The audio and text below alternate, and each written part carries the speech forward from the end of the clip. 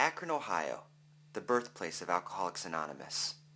Many of the historical landmarks still remain.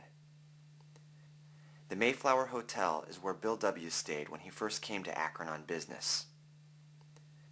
When his big deal fell through, this was the lobby where he was tempted to take a drink in the nearby cocktail lounge, and desperately made calls to find another drunk with whom to commiserate.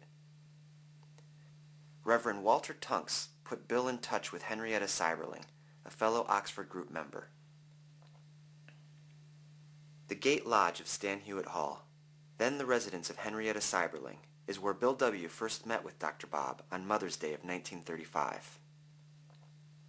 Dr. Bob's home on Ardmore Avenue. On June 10th of that year, Dr. Bob took his last drink. Bill W. stayed with him and his wife, Ann, in their home for months during that period to ensure that Dr. Bob stayed sober.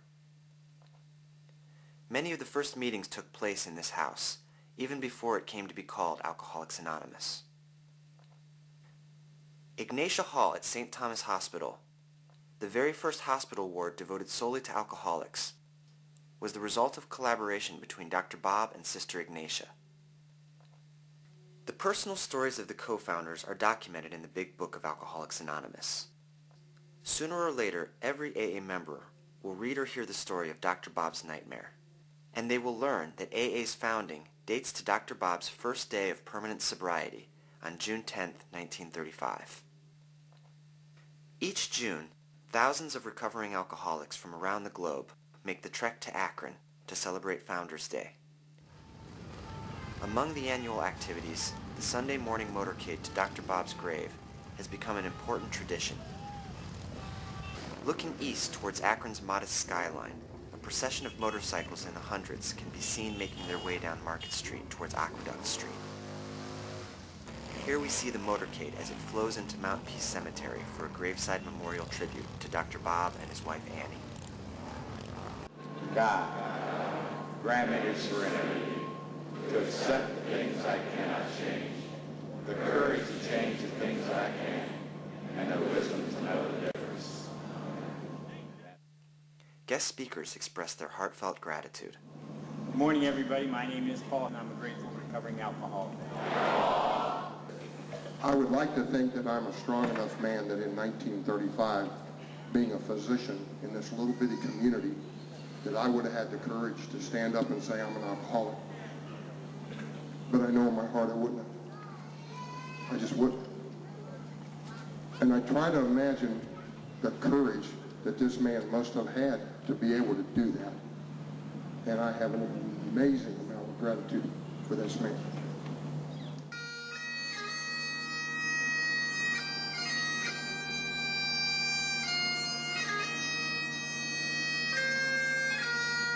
There is a long-standing tradition of leaving sobriety coins on top of Dr. Bob's gravestone as a way of paying tribute. Long after the masses have dispersed, small groupings trickle into the cemetery to pray and pay homage to Bob and Ann Smith for saving their lives.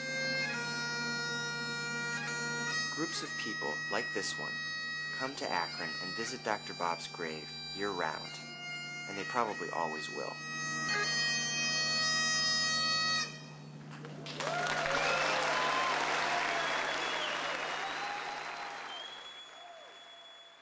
Robert Holbrook Smith passed away on November 16, 1950. The manner in which he was put to rest speaks volumes about the way he lived. By 1950, AA membership was approaching 100,000, and there were around 3,500 groups worldwide.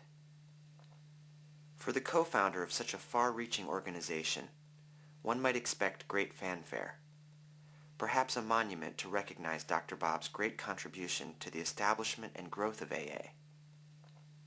There was no such pomp, just a simple headstone that he shared with his wife, Ann Ripley Smith.